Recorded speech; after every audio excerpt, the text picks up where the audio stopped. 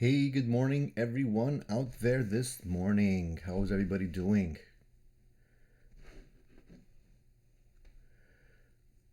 Let me know when you can hear me after we get these commercials out of the way.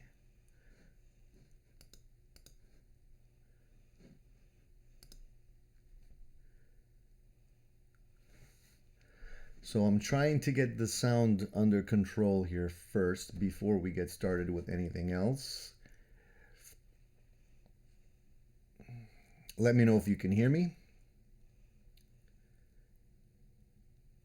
And for those of you that are listening with headphones, let me know if we can hear me from both sides today. I switched the settings to mono. I think I had them in stereo before. I think that might be the issue. So let me know if that's if it's better today. If it is, thumbs up. We're in business. We can get started with the Sunday show.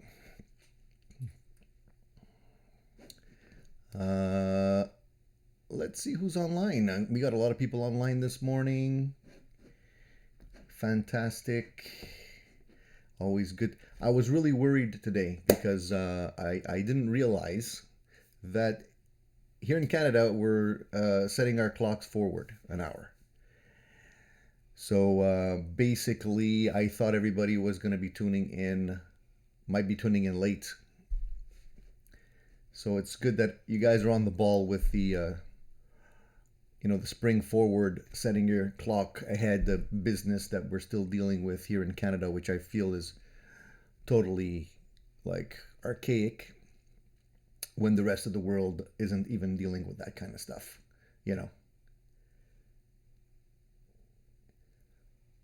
So seems like we're good to go with the headphones. Awesome. Yeah, it was really bothering me when I was listening back to the previous live sessions. It was all on one side, and people were complaining that they couldn't hear me. I guess they weren't listening with headphones. They were probably listening with other devices that were just mono. And I don't want my viewers to be frustrated when they're watching these videos because, of course, we want everyone to be happy. So happy Sunday morning to everybody. I hope everybody's doing really well today. We have a lot of things to talk about today. We have a lot of things on my list. I make notes whenever we have these events because oftentimes there's things that come in and out of my brain that I'd love to talk about, and I want to have a good balance between some items of discussion that I'd like to bring up with you guys, as well as the questions that you guys have going, because you guys always have some really good questions for me based on previous events. And we have a nice crowd here today, so let's get started. Let's start talking about what's going on. First, I wanted to say thank you very much to the few of you guys that have already purchased my merchandise.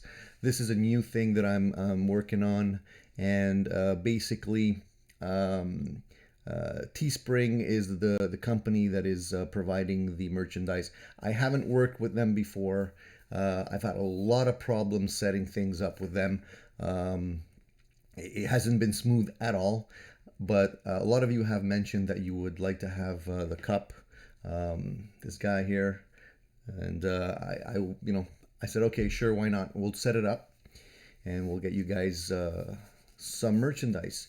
There's a whole bunch of other stuff that I have that it doesn't show up right now. I don't know why. I don't know if it's just a delay, but if you guys do want to have some t-shirts, Addicted to Gear t-shirts, mugs, phone cases, whatever, they'll all be available there, and it's really appreciated if you guys can help me out. There's only a small portion of the proceeds that actually come to me, and I'll be using that to buy some better recording gear, cameras, memory cards, cables, lights, all kinds of stuff that I need behind the scenes to be able to produce these videos, and that basically comes out of my pocket, but I appreciate the support any way you guys can provide it, even just obviously comments, wonderful comments you guys offer me. and being here for these live streams. So we have about 16 people on the live stream already. Let's go through the list and say good morning to a couple people here. I see that we have some new people online as well, and some very familiar faces as well. Fat Philosopher, good morning. How you guys? How you doing? Christopher, like I said, I appreciate it. Thank you, man. The Picker Hat, Vox Guitars Rock, familiar face. Nice to see you in the house. Quicksilver, what's up? In the Blues, hey Shane, how's it going? Love your show as well. Padded Pedal Room, nice to see you as usual. Man, a lot of nice, a lot of great faces that I've come to grow very familiar with. So really appreciate you guys tuning in. So basically, guys, I've had a lot of comments on my last video, obviously, because it was based on the Harley Benton T-style guitar. Everybody loves these Harley Benton guitars.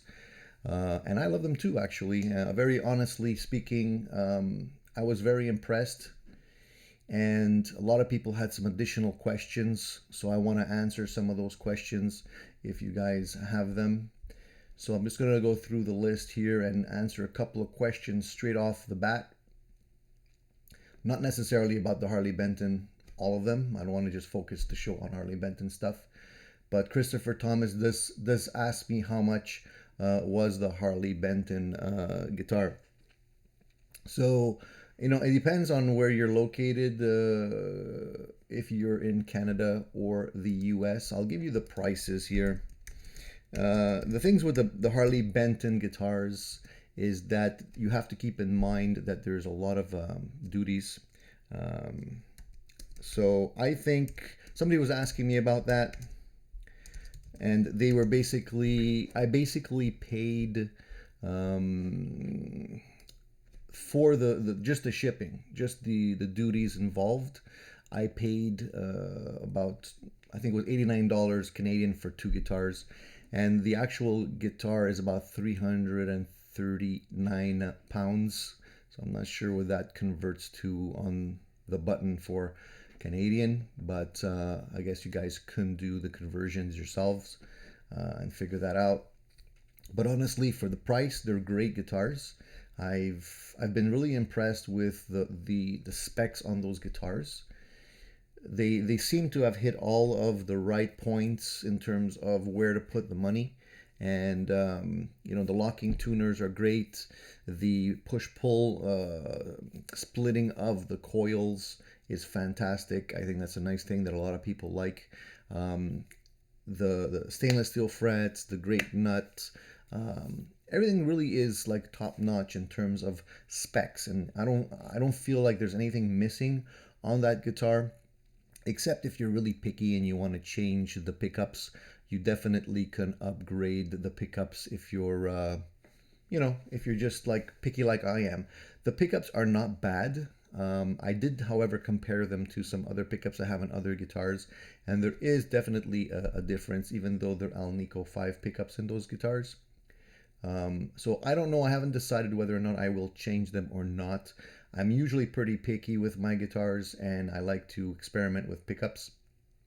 Sometimes I have pickup winders that will send me pickups, and they're great modding platforms, a great place to try, you know, to try those pickups as well. So if ever I do swap out the pickups, I'll definitely do a video on that as well. Fox Guitars Rock says an hour earlier. Yep, exactly. I almost missed it. Actually, I woke up and I'm like, I got plenty of time. And then I looked at my phone and I'm like, oh shit, I gotta get on. I gotta get online. So I'm a little bit frazzled this morning, and I'm just drinking my coffee to try and stay awake here. But I appreciate you guys paying attention. Fat Philosopher says Anderton's released a Fender USA factory tour. Great stuff. I love watching those factory tour videos.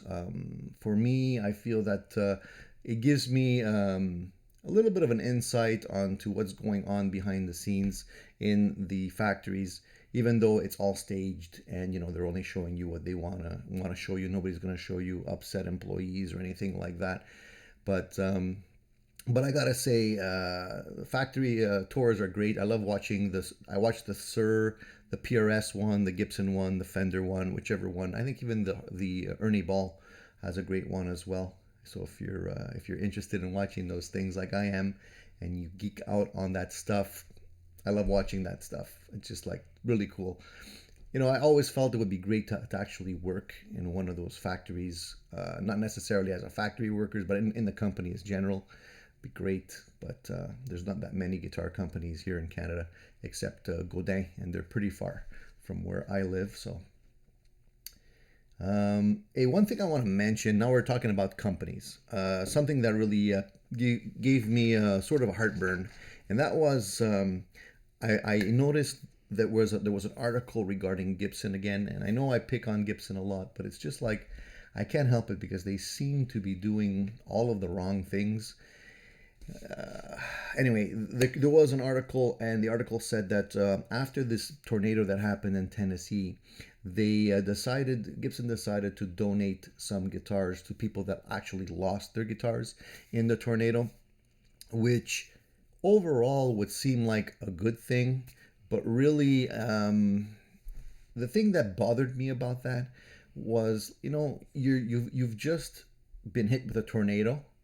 You're basically, wiped out. You probably lost a lot of, belongings, your house, your car. Maybe somebody's gotten injured, whatever. It's devastating to be in a tornado as it is, right?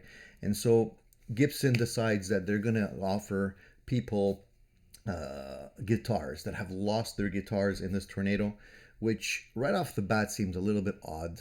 I mean, it seems like it's a good thing, but honestly, like, why don't they step up to the plate and provide people what they need? Maybe some financial assistance, something that they can actually use at that time where, not for anything, I'm a big guitar geek and I would hate to lose my guitar collection. But honestly, if I lost my guitar collection, I wouldn't really be thinking about playing the guitar at that point. I'd be thinking about other things after dealing with a killer tornado. So it seems to me like it's just a publicity ploy. Again, some guy in the marketing department was basically just coming up with an idea to, have people think that, Gibson is fantastic. And honestly, when I read what they're saying in the article, that first of all they have to determine if you actually lost the guitar or not, obviously, and they say replacements may be a demo model, maybe a prototype, maybe a shop worn guitar. It basically sounds to me like they're cleaning out their inventory and they're taking an opportunity to just make themselves sound like the good guys. But honestly, thumbs down from me, man. I don't feel it's coming from the heart, and that's just me. So I don't know what you guys think on that, but I mean, come on. Anyway, I had to get that off my chest because oftentimes Gibson just is. I don't know what they're thinking over there, what the big boys are thinking. Anyways, let's get back to some of the questions here. Where am I?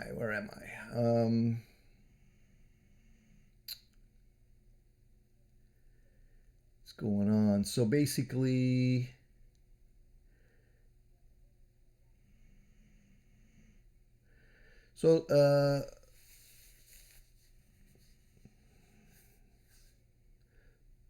Strat 5150 says they're about $280 plus shipping. I guess you're again talking about the Harley Benton stuff. Harley Benton stuff, I mean, it's really taking the world by storm. I think a lot of people are really looking for a well-built alternative to the big names that are out there. And I don't really think that a lot of people care that it's not a big name because the features are good and they basically sound good overall.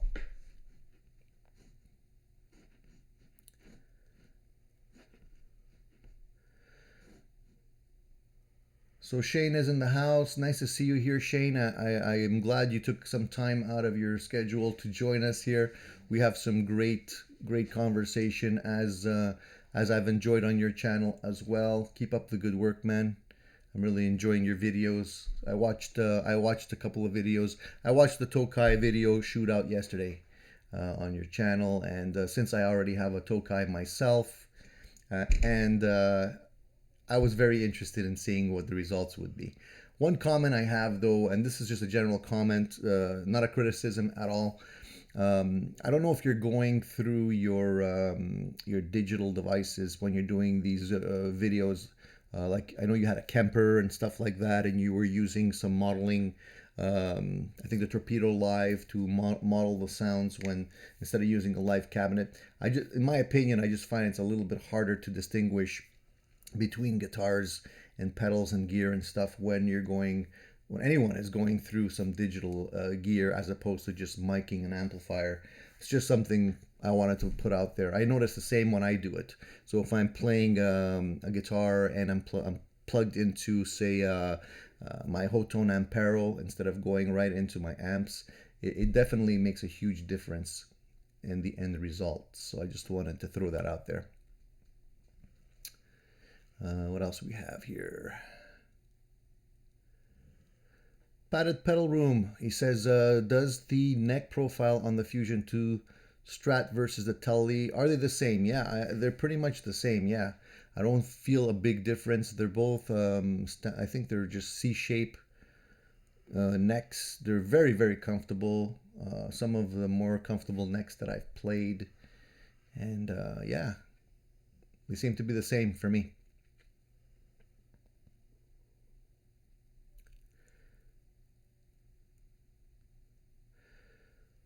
Somebody says, I have the Fusion 2 HHEB OCT. I was thinking about buying the Hardtail version of the Fusion T.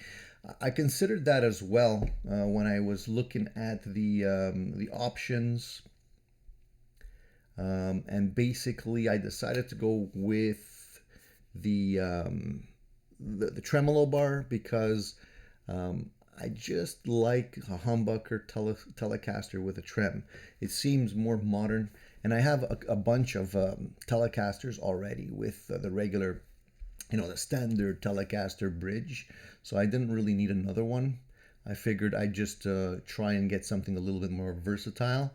And for me, that was what I really wanted to get. But yeah, if you're a typical old-fashioned, you're looking for that regular Strat feel, then maybe the Hardtail would be better for you. I have nothing against hardtails. I like them.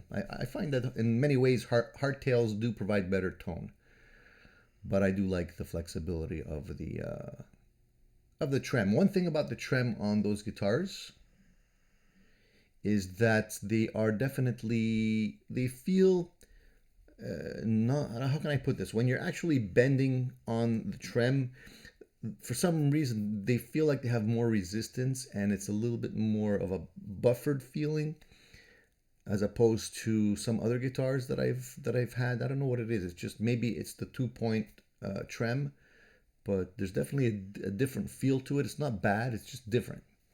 I noticed that. Quicksilver says, I'd replace all the hardware to gold. Yeah, I don't know about that, man.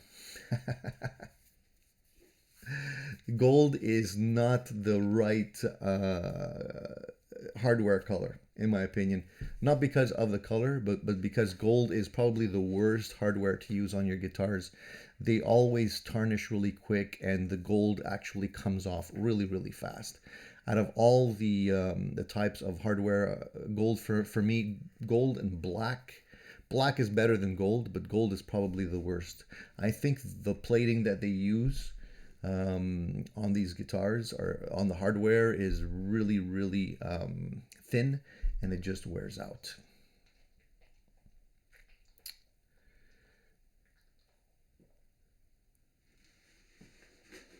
So as far as the Harley Benton stuff goes, so that was this guitar, the one I have here is the one I reviewed yesterday.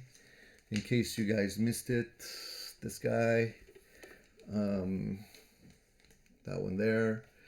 Obviously, there's another one I mentioned at the top of the video, and that's going to be another unboxing and playing video that's going to happen. That one is the gold top with the P90s in it.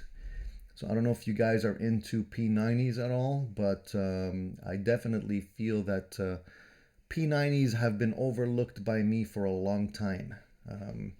I should have gotten into them earlier, but I never really liked the look of P90s, and that's what basically stopped me from actually trying them out for a long time. And it's the same situation with Telecasters. I was avoiding Telecasters for a long time just because of the look, and I associated them with country guitars.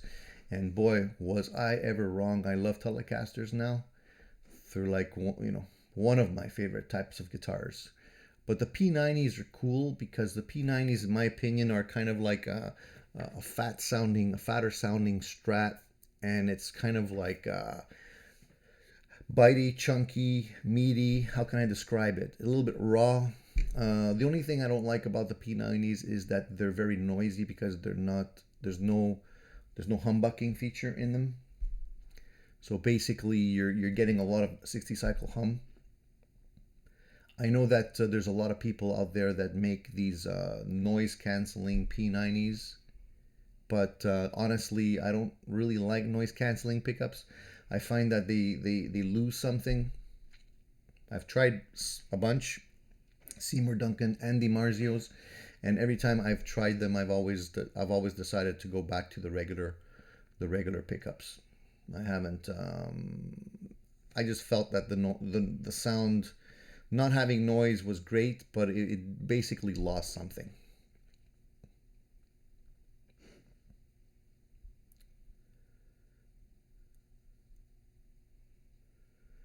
So let's go back to the conversations here.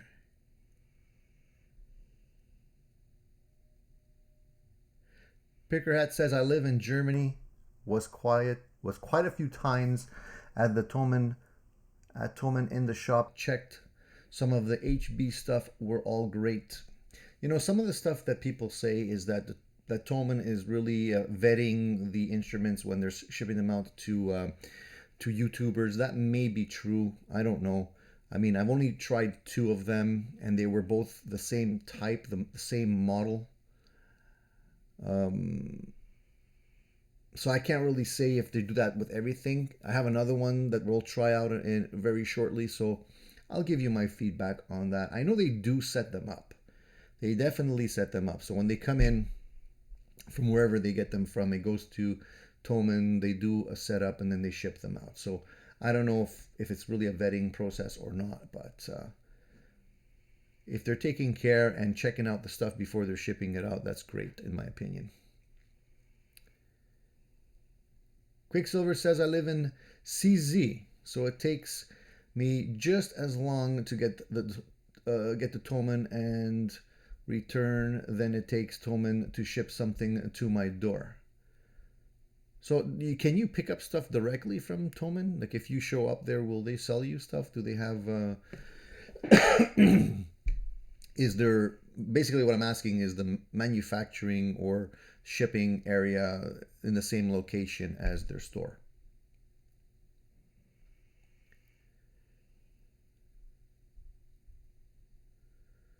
Fat Philosopher says, who doesn't pick on Gibson if the shoe fits? Yeah. I mean, Gibson could do so much more to get a better public image, but it always seems that they mess things up.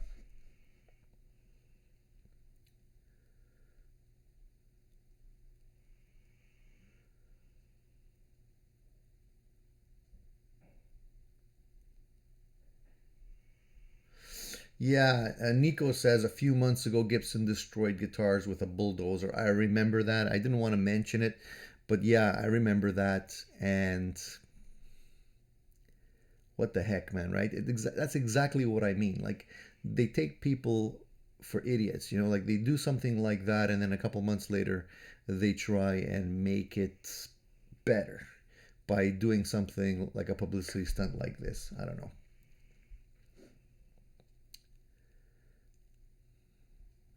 In the Blue says, man, I had one, arrived with a cracked neck and headstock. Shit, man, that's rough. Oh, man.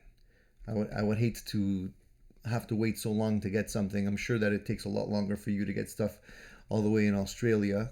But you know what? It's coming from I mean, look, the guitar is being made in Indonesia. It's being shipped from Indonesia all the way to Germany. And from Germany, it's being checked, packaged, whatever, and being reshipped across all the way to Canada, or in your case, Australia. Like, what do you, I mean, I don't necessarily blame Toman. I'm sure they didn't ship it originally with a broken headstock or anything like that. But I mean, the shipping guys, they kick the shit out of these boxes. I mean, I've gotten boxes that were double boxed, and they were like wrecked. You know, I think they just have fun wrecking these things, just getting the frustrations of having a low paying job or whatever, and just kicking the crap out of these boxes, you know.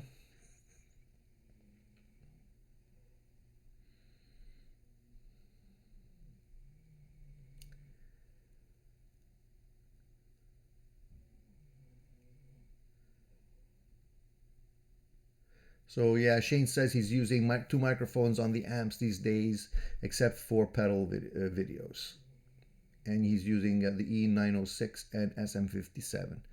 That's cool, man. That's cool. I know it takes a lot more time to set up stuff when you're dealing with microphones. It's more of a pain. You need a quiet environment, and you know, with me, I have my dog, my wife, my kids. It's like not, the house is rarely quiet. So I understand that it's easier to go into a digital device and whatnot. I usually mic my cabinets with the fathead mic, sometimes a 57. I think I like the combination of 57 and the fathead a little bit more, because the fathead gives you a little bit more warmth and fullness, and the 57 is a little bit more, is a little brighter, in my opinion.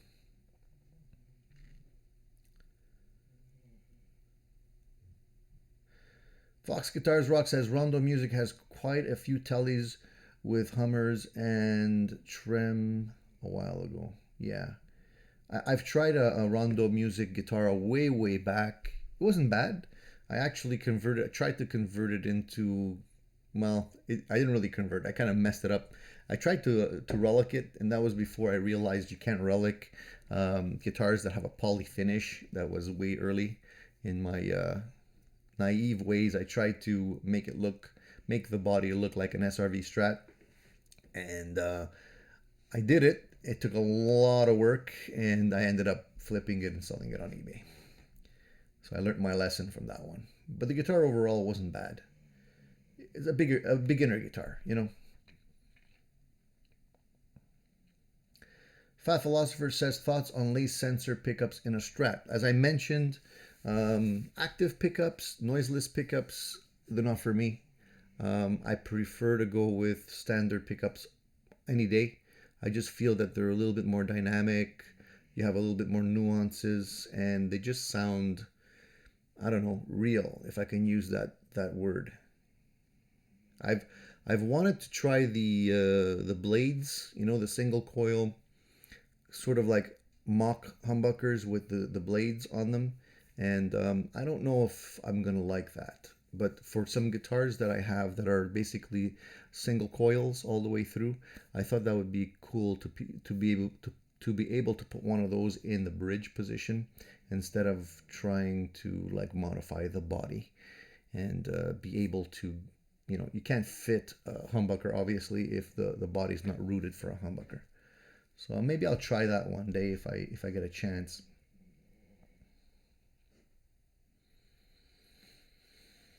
The Padded Pell Room says, I've been on the hunt for a P90 guitar since Shane got his TV Yellow LP Les Paul.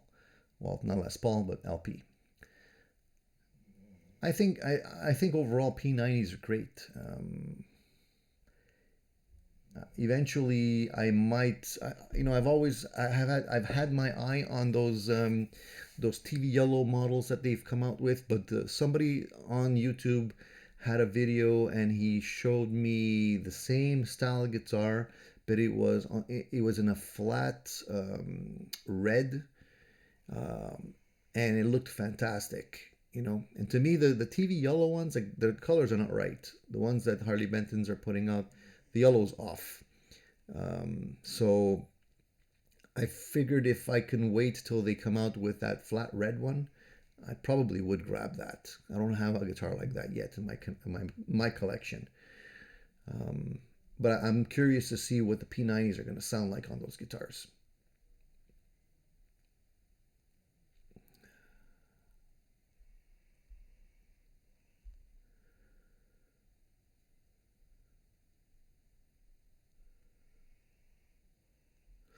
So Shane says, that said, it was free for the channel, but yeah, only 1 out of 6 has come in with cracks. Yeah, I mean, it could always happen, you know. It happens. I've gotten stuff that didn't work. You know, I got stuff that people send me and it just doesn't work. But you know, I'm trying to be as honest as I can on my reviews, and I don't guarantee anybody any reviews. Like if they send me something and I don't like it, I'm not gonna review it. I don't want to waste my time or theirs.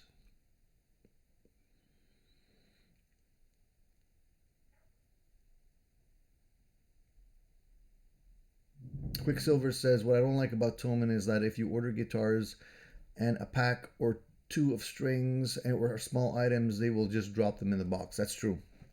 I got some pedals from them, and that's exactly what they did. They just dropped them in the box, so they're shaking around in the box like that. Sometimes they try and pack the box with some kind of like a paper, cardboard, whatever it is. But in that particular instance, no, it was just loose.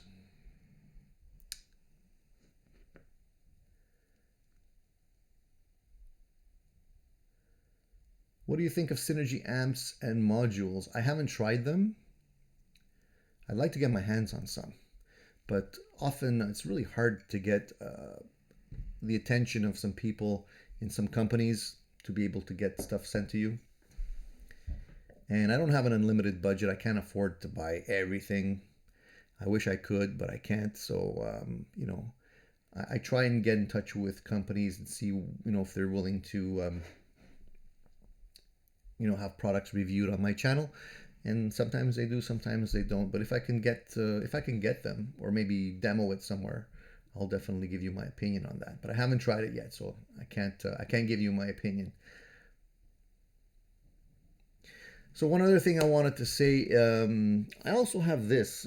Talking about merchandise here, I got this thing here. This is another. What is this? This is like a wireless guitar system.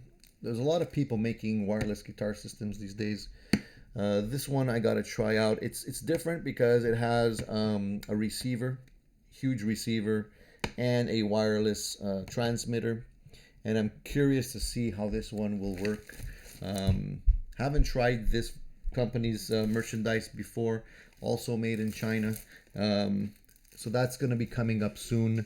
I'll give you my opinion on that as soon as I can get that video out. I really do, however, like the NUX stuff.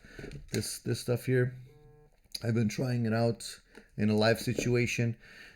Some people will complain and say that it's not perfect because for whatever reason, you know, there's noise or whatnot. You have to also remember, guys, these things are wireless. They're not that expensive. They're going to have limitations. A lot of times people will comment on the video saying, you know, I tried it and it's no good or whatever. Sometimes you just don't know how to use it. Or if you're in a, you know, a rehearsal space with a whole bunch of other bands and there's Wi-Fi and noise and all kinds of stuff, you can't expect it to be like without any issues at certain price points. So keep that in mind when you're trying some of the stuff that I review, you know. Take it with a grain of salt. I just kind of have to roll my eyes at some of the comments when people complain like that, you know.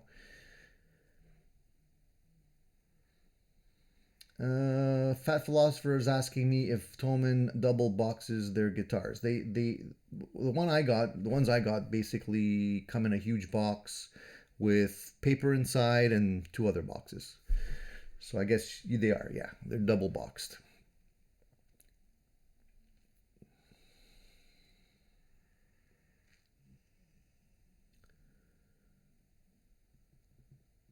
Quicksilver's asking me if the HBDC Junior is available worldwide. I think it is, as far as I know. I think it is.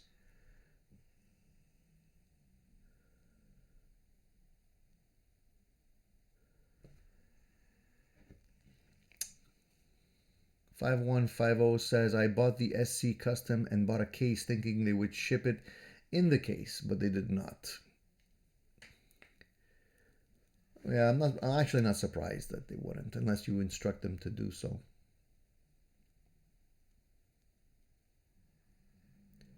I don't want this to turn into a Toman discussion, by the way, guys. You know, unless we can talk about other things besides Toman, right? Actually, I wanted to talk about the Ampero for a moment because I finally got an opportunity to play it live in a live situation, and it performed very well. I was very happy with it. The sound overall was great. Just the only thing is that whenever you're dealing with a multi effects unit and you're playing through that instead of going through a your pedals and whenever you're modeling amps and whatnot, you really have to spend more time tweaking the sounds before you get to the gig, because the sound will always change depending on what you're playing through. I was playing through the monitors that they had there, and there was really a lot of bass, more than what I was hearing at home when I was setting up the sounds. So ideally, you want to be able to have your sound settings for all your songs before you actually start playing. And what I found was it's always more challenging to be able to find all the sounds, because you have to hit the pedals up and down, try and find all the tones that you're looking for. So it does take a little bit more time between songs if you're not set up. So in the future, what I'm going to do is I'm actually, on the songs, I have a set list. I'll put down the patch number so I can easily switch to it and I won't waste time between songs. And that will be a big time saver. And eventually I'll probably get an FRFR system. I mentioned that many times, but I feel that it would be a good investment for somebody playing through something like that. You can bring your own speaker powered system when you're going and play and live, and you can be sure that you're going to be getting the same sound all the time. But overall, I'm really impressed by the Ampero. There are a couple of things that are a little bit lacking, like the tuner, for example, the looper, the drums on the looping, a little bit lacking.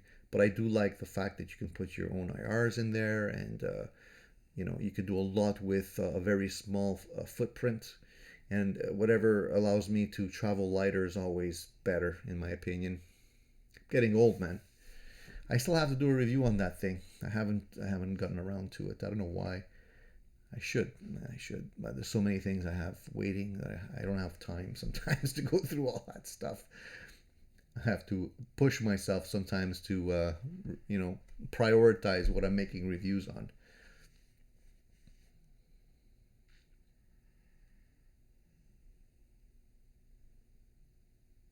If ever you guys are looking, I know that somebody's asking about sources for pickup information. If you guys don't already know, if you go to addictedtogear.com and you go, there's an additional resource section there.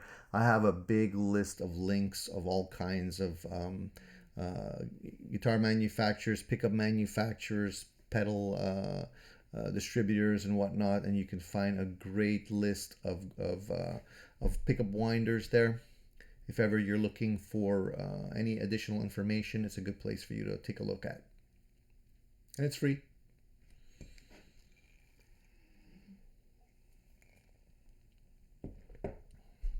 Take care, Christopher Thomas. Take care of your mom, man. Most important woman in your life.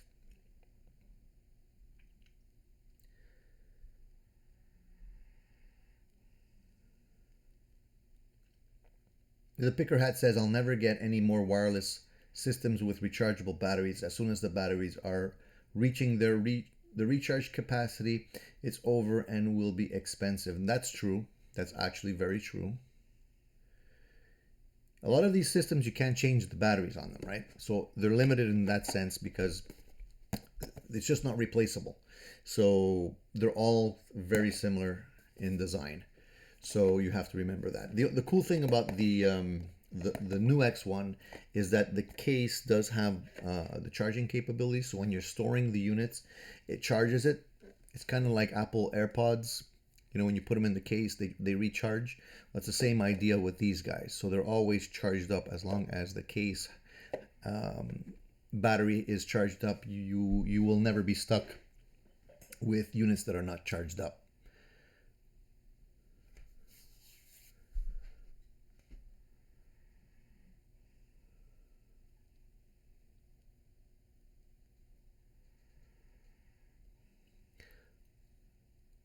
Quicksilver says, I think the HB wireless unit is the same as the NUX, but way cheaper. I don't know. I know Thomann rebrands a lot of stuff. It could be. I haven't seen it, but yeah, I wouldn't be surprised.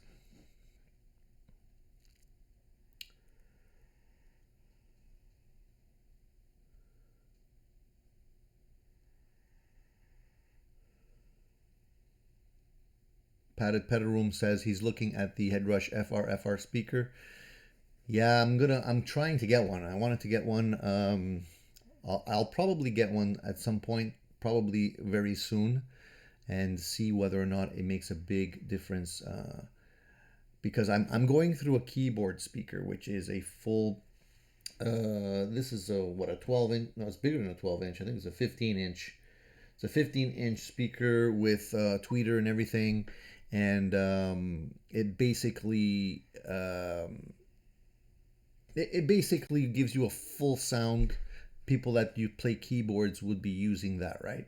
And I've been using that instead of an FRFR system, but I think if I get the 8-inch Headrush FRFR systems seem to be well reviewed. These people seem to think that it provides enough power and punch, and you don't have to go with the 12-inch speakers. And a lot of people say that the 12-inch speakers actually sound a little bit too bassy. So eventually, I'll probably check that one out and see whether or not I'll keep it. Hey, good night, Shane. Have a good one, man. Can't wait to see your next one. Keep up the good work on your end as well. If ever you're in Canada, give me a shout.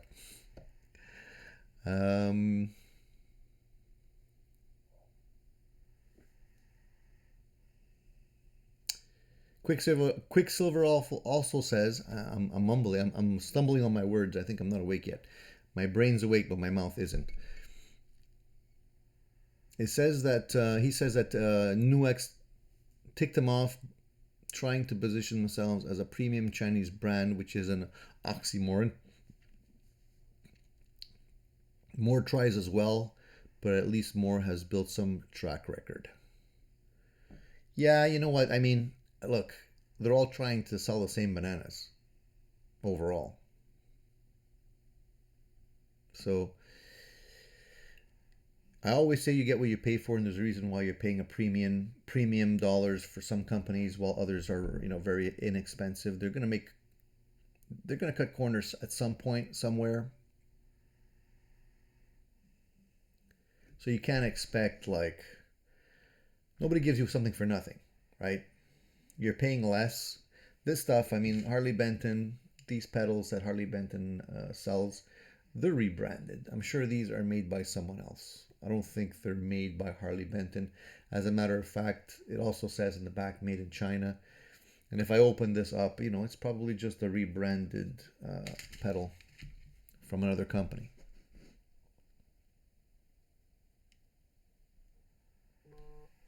So keep that in mind when you're buying gear, I wanted to say, what's up with keyboardists?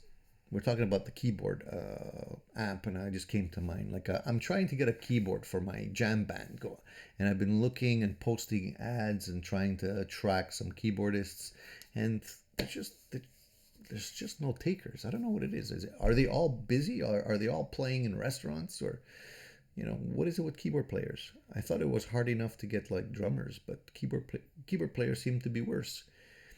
Anyways, if you have anybody in the local vicinity in the city that plays keyboards, let me know.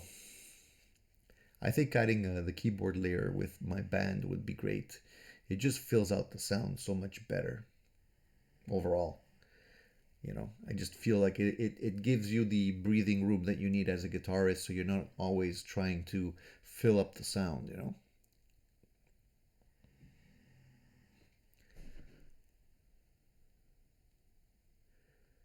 last time you guys asked me what my favorite guitar was, and I couldn't answer the question. I actually felt awkward because it's like, I should know this. Which one is my favorite guitar? And I gave it some thought since the last video just to try and figure it out. And my problem is that, first of all, I flip flop. Every time I have a guitar, one day I'll play the guitar and I'll be like, it's average. Leave it, then come back to it a few days later, and it's like, wow, this guitar is great.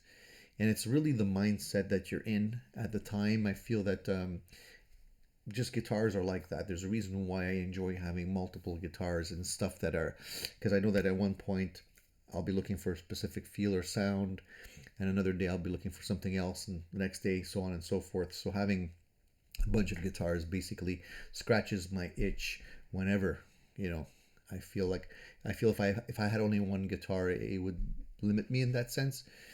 So I figured I give that a little bit of thought, and I decided, like, I can't decide which one is my favorite because I definitely have more than one. It's like when somebody asks me what's your favorite band, I love Led Zeppelin. I would say they're at the top, but there's close seconds. But there's one thing I want to say is that I've discovered is that I can tell you one thing. The most expensive guitars that I have are not necessarily the ones that I'm playing the most, and they're not necessarily my favorites. So, just so you can understand where I'm coming from. I'm not a brand snob. I like inexpensive guitars if they're well made. I like expensive guitars too, but I always feel that when you have an expensive guitar or instrument, you kind of don't want to ruin it. I have a beautiful PRS that I love playing, and I've played with so many, like, I've kept it for so many years and it's mint condition. I love the guitar, but I always dread taking it out because I always feel that I'm eventually gonna get that scratch. I'm eventually gonna get that ding, and I'm gonna regret it. So I try and treat it with velvet gloves, and in a certain sense, the road worn Strats and Telecasters that I have, I love for that reason because they're already beat up, and I don't necessarily have to baby them, if that makes any sense. So I get a lot of pleasure out of playing those guitars because I can be more rough with them. It's kind of like the Harley Benton, the T-style guitar that I reviewed. It's like it's got a mirror finish, this thing, and it's gonna be like it's gonna get scratched. It's gonna get dinged up, and basically I don't want that to happen. So it's like, I always I always feel that I should be protecting the guitars and treating them with respect and not wrecking them. So it's just give you an idea of how my mind works. I don't know if I'm the only one like that.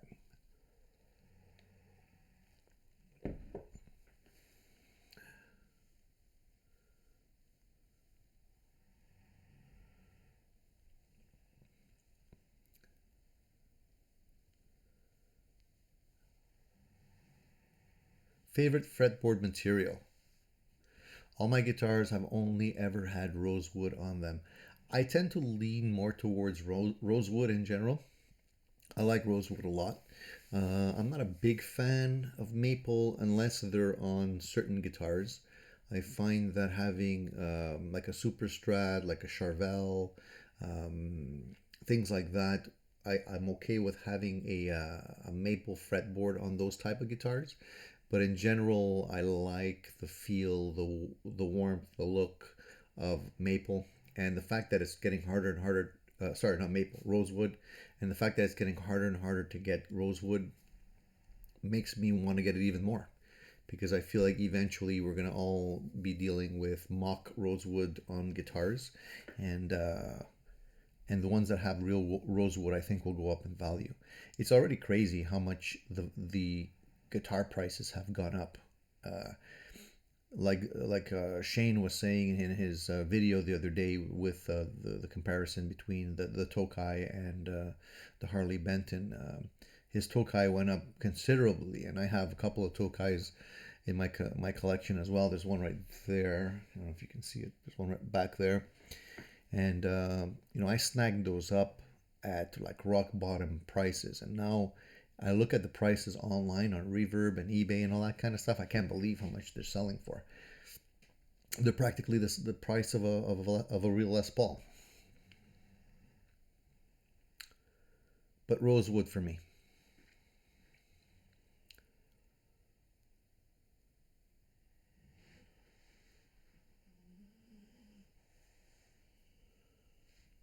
Padded Pedal Room says most of the piano keyboard players that he knows don't play rock or blues. I think it's hard. That's why it's hard to find them.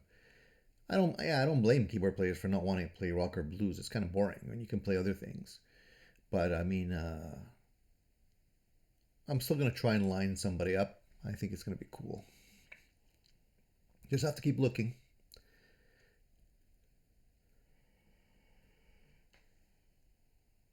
Randy, I appreciate it, man. Thank you. Thank you for tuning in.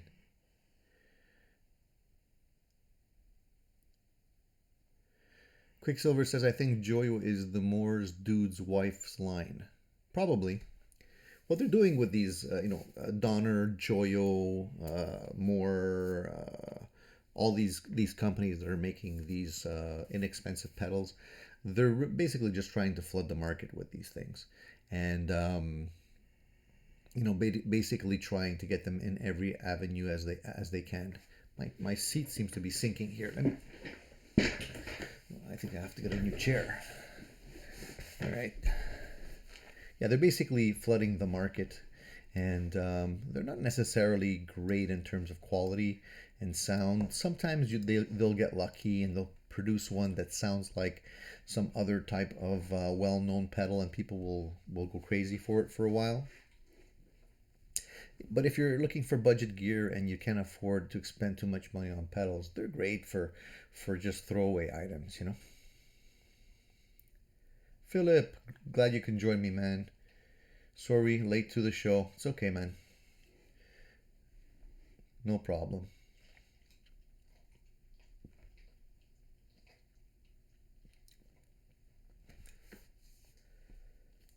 Turned my Nashville Telecaster into a standard Telecaster, and I love it now. I did the same with one of mine. I had the red Telecaster that I had. You might have seen in one of my videos. Originally came with a humbucker in the neck, and I basically changed it to a standard, and I like it a lot.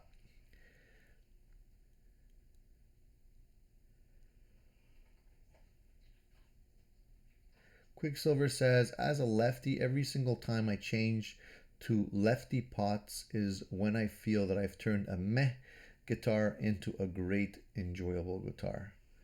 I don't get it. What do you mean?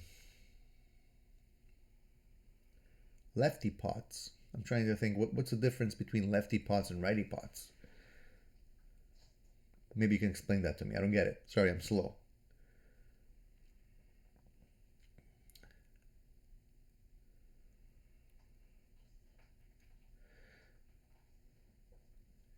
Keone says, have you ever changed a guitar part or the like that turned a meh guitar into a great, enjoyable guitar? Maybe a guitar you really wanted to like. Yeah, definitely. I mean, come on.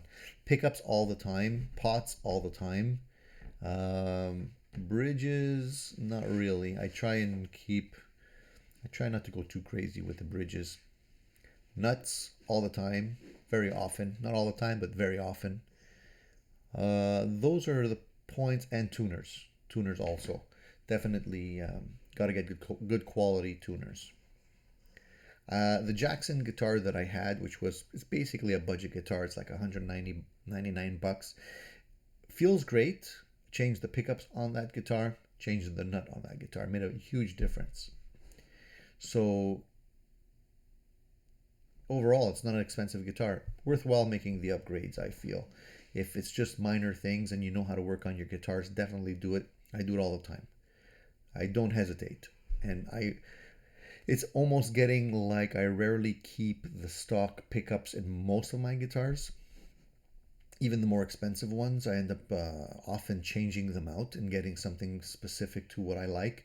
I'm very picky on the neck pickup, and I always feel that the neck pickup in a lot of guitars is very muddy and a little bit too bassy. And if you can't dial it out with the position of the pickup and lowering it and playing around with it, I usually change it out. And lately I've been considering going with, two bridge pickups as opposed to a neck and a bridge in some of my guitars, just to get a little bit more brightness in the neck position. I want to ask you guys a question. What's the let's say the least expensive pickups that you've purchased that you really like and that you felt that kind of not very close to the higher end, I wouldn't say boutique, but let's say the common pickups like the Marzios or whatever, maybe kind of knock them out of the water and you weren't expecting that? Because I'm always on the lookout for inexpensive pickups that would do the job instead of spending a lot of money on like pickups that are, you know, very, very expensive. I have to say, in my opinion, some of the Iron Gear stuff seems to be pretty good. I like them a lot. The Sanford Magnetics that I have in my PRS hollow body, great sounding pickups. Not cheap though, but great sounding. If we're talking only like inexpensive pickups, there's a great winder by the name, he goes by the name of, on his website, High Order Pickups.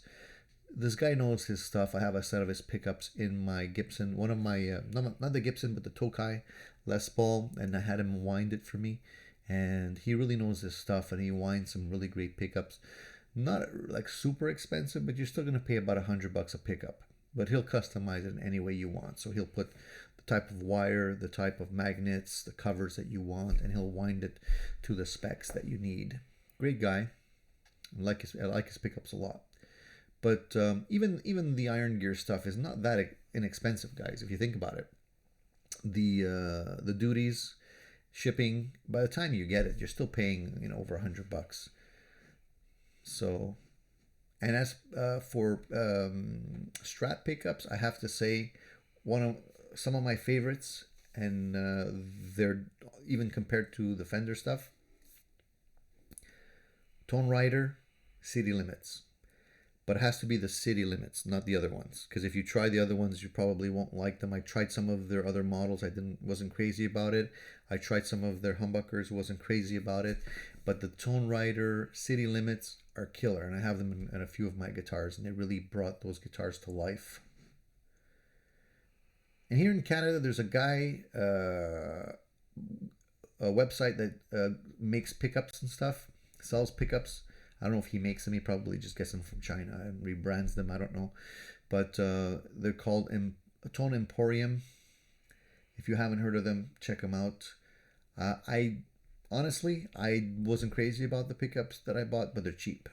And they're in Canada. And it's rare that you get guys selling pickups in Canada. So I tried them. And I haven't tried the Strat pickups though, I'll be honest. I've been trying to get him to give me some pickups to review, but he never answers, so it's too bad. But you know, I'd love to be able to throw some more business his way if ever he wants to do some reviews. I endorse things that I like, guys. If I don't like it, I don't endorse it. So Dragonfire pickups, I heard of these guys. Why does it ring a bell? These are Chinese pickups that are being made somewhere. Where are they from? Can you tell me where can I get these things?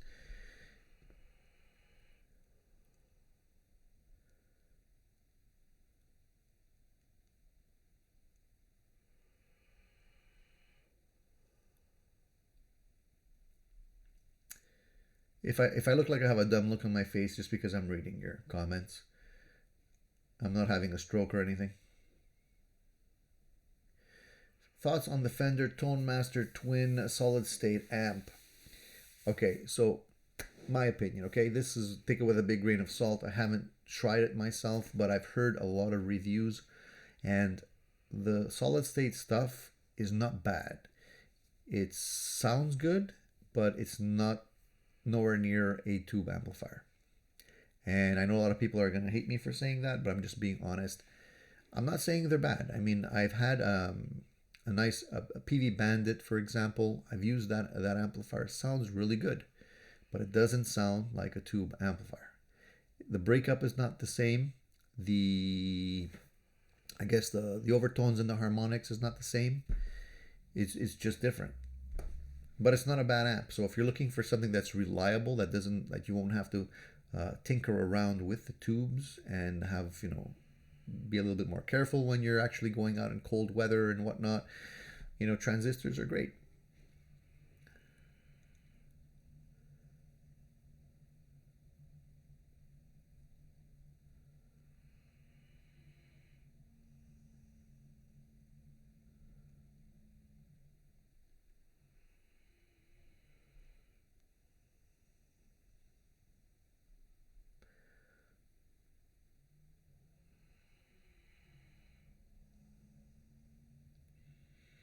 The Picker Hat says, Tele, in my case, material,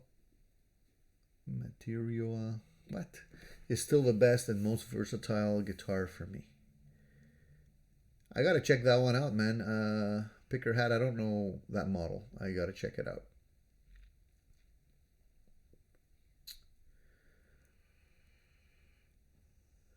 So I didn't know that. Quicksilver. I didn't know that. So basically you're saying that lefty pots are reverse right-handed pots. Whatever you have on your guitar, the sweep is reversed on left-handed pots, thus giving us lefties the proper sweep range. I didn't know that. What do you know? I learned something new today. Thanks for that. Lefties have it rough, I gotta say. Hey, Joseph. Nice to see you online, man. He's asking me if I have any experience floating a vintage Strat tremolo. 6-screw bridge. Yeah, I mean, what do you want to know? How to do it? The trick with floating a vintage Strat bridge is what I normally do is I put a shim underneath the bridge so that it's level with the body. I tune everything up, make sure everything's set up with the strings. And then what you want to do is you want to tighten the claw in the back where the springs go. You want to tighten that up or loosen it up until the little block of the shim falls out on its own. And then you have a nice level floating trem. The key is always in the claw. You have to play around with the claw, and that'll give you the float that you want.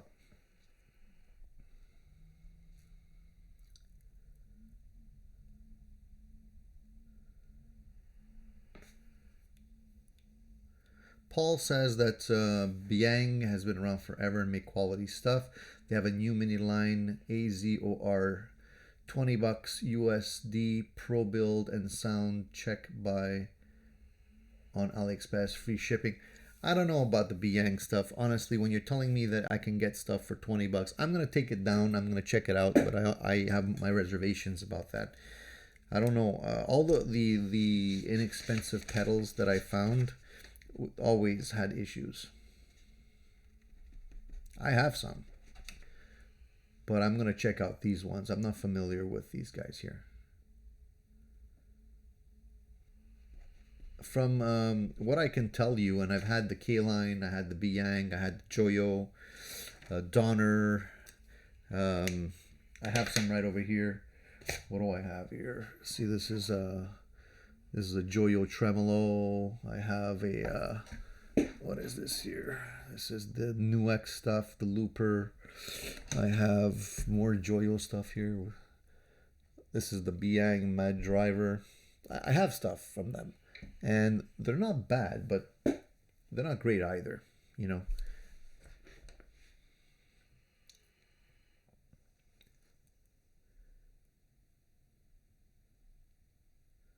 Sometimes they sound good, but what ends up happening is that when you put them in your effects loop, or they have some funny sounds sometimes, or noise, or sometimes what ends up happening is that you get overtones that are kind of strange with some of the pedals, and some of them play well with certain amps and less well with others.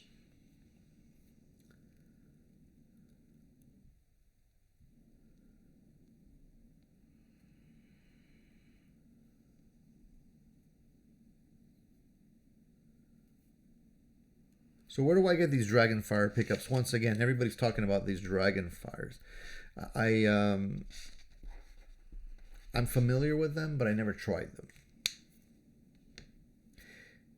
Paul says Artec make great pickups. They make OEM Seymour Duncans. You can get them cheap on GFS. Yeah, I'm familiar with Artec, and I've tried the GFS stuff. They weren't bad. The GFS stuff, at least the ones I tried, they were kind of clones of 57 Classics. They were okay. The neck was so-so. They maybe don't sound as full as some other pickups that I have, but they're not bad for the amount of money you're paying for the GFS stuff.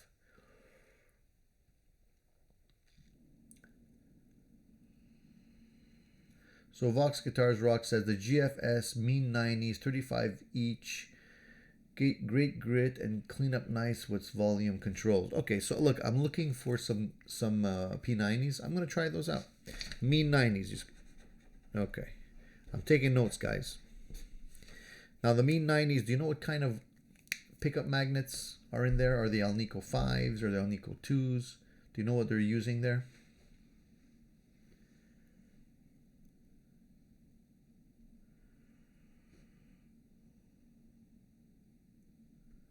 Let me know if you guys know what they are.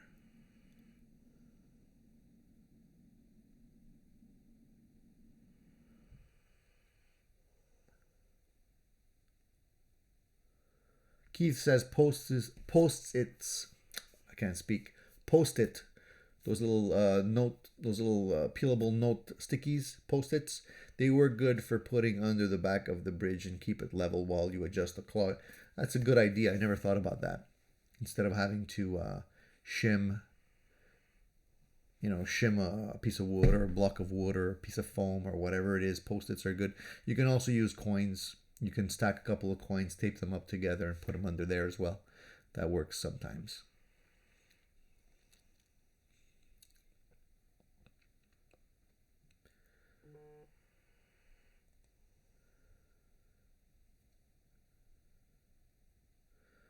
Quicksilver says, I'm quite partial to Alnico 2 humbuckers since I used the Tesla Shark from Iron Gear. Tesla Sharks are the slash kind of model that Iron Gear makes for pickups. I have them in that Tokai right there. So I've tried them, as I just said. Quicksilver, they're in that black Tokai. I actually did a video of the whole thing, swapping out the pickups and comparing them with the stock pickups in the Tokai. Actually, the stock pickups that were in there sounded pretty good to begin with. They were nice. They were open. I don't think they were potted, so they had a very nice, open, airy feel to them. But I stuck with the Iron Gears. I kept the original Tokai pickups just because if ever I decide to sell that guitar, I'll probably put the old ones back in, because most of the time people want to have original gear on the guitars that they buy, especially when they're looking at Tokais and stuff like that. A Dragonfire Screamer humbucker is $20 a piece, and their higher model Crusaders are $34 a piece. But are they any good? That's what I want to know. Did you compare these pickups with anything else? Like, what are you comparing them to? That's what I want to know. For me, the pickups that I enjoy the most for humbuckers are there's a couple of them. There's the 57 Classics in my 335 Gibson. I like a lot. I have some pickups that were wound by high order pickups that I like a lot. And the Anthem pickups that I put into in one of my guitars also sounds pretty good. I've tried Alnico 2 pickups, and I didn't like them that much. I tend to go with Alnico 5s. I just feel that they have a little bit more bite overall and a little bit more on the bottom and top end as well.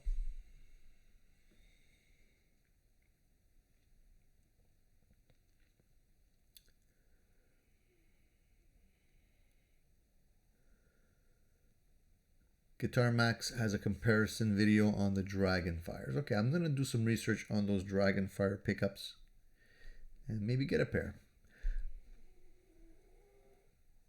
I'm going to be modifying the Donner electric guitar that I did a review on in the last couple of days. I bought that for my son, and the idea was to make that into a better guitar. So I'm probably going to either keep the humbucker in there. The single coils that are in that guitar are so-so. So I'll try and match them up to some single coils that I have lying around, because I have a big bin of parts that I've taken out of other guitars in the past. So I'll probably end up swapping that out. I will definitely change the nut on that guitar because it's plastic, and I'll put something a little bit better in there. And I wanted to reprofile the headstock. I wanted to change the shape of the headstock and maybe go with something a little bit closer to the Sir style. I just like it better. So I'll probably do that after I do sound samples of that guitar, because I promised people sound samples before I start changing it. I wanted people to hear what it sounds like stock, and then eventually I'll change it out and do a comparison. I'll take you guys on for the ride. I'll show you what I'm doing along the way so that you guys could participate in that as well.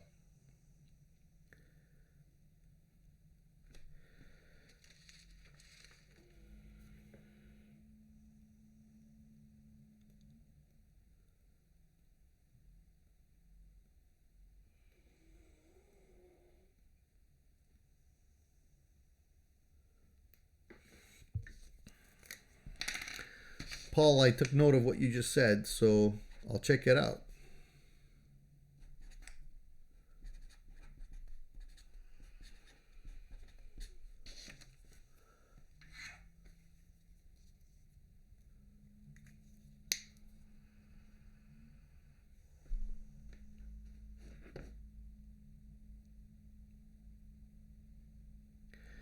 And Fat Philosopher says, I got 24 fret guitar for Christmas and then realized I don't know any songs that goes beyond the 22nd fret. And the thing that with the 24 fret necks, they do feel different. I had a Jackson with 24 frets, and then I switched it with a Jackson with 22 frets, and I just feel that the 22 fret neck feels a little bit more natural to me. Bob, I will definitely mod it and film it. That's the idea. Yeah, so the 24 and 22 fret necks definitely feel different in my opinion. I had a PRS original, which was not the semi-cut, single cut. I had the original one, and it had 24 frets, and it just felt weird. I always felt it was like longer for some reason. So guys, I think we're going to start wrapping things up here. We're over our 1 hour mark. We're heading on to an hour and 15 minutes. So I kind of want to wrap things up and thank everybody for being online on Sunday again, Sunday morning. Every morning we have more and more people online, and I appreciate it. I always look forward to our Sunday morning chit chats. And again, next Sunday I'll be here. Sunday's the day, guys. It's like church. Sunday morning. Remember, Addicted to Gear, 10 o'clock. That's when we're going to be online. So I'll definitely be looking forward to the next session with you guys. I appreciate all of the great comments. I appreciate all of the familiar faces. And I appreciate the guys that are spending money buying some swag on my channel. I appreciate that a lot. It's a new thing.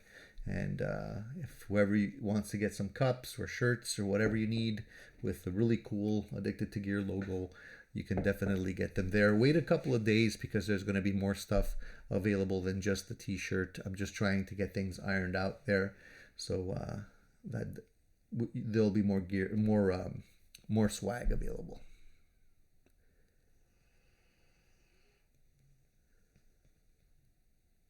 So that's it, guys. We're going to be wrapping it up. Thank you very much for joining us. See you again next time. There's going to be more reviews. There's going to be, just so you guys know, there's going to be the wireless system I'm going to be reviewing coming up shortly. There's going to be the other Harley Benton with the P90s Gonna be reviewing that as well. Gonna be doing a pedal board setup that I've had in the waiting in the sidelines for way too long. So that's gonna be happening as well as some pedals and stuff. So stay tuned, guys, because there'll be more great stuff coming your way. And if you guys have any questions on my videos, you know I always answer them, so please don't hesitate to ask those questions. All right, that's it for now. Gotta go eat my lunch. I'm getting hungry, and I guess you guys are getting hungry too. So have a good lunch. Have a good rest of the Sunday. See you soon. All right, bye for now.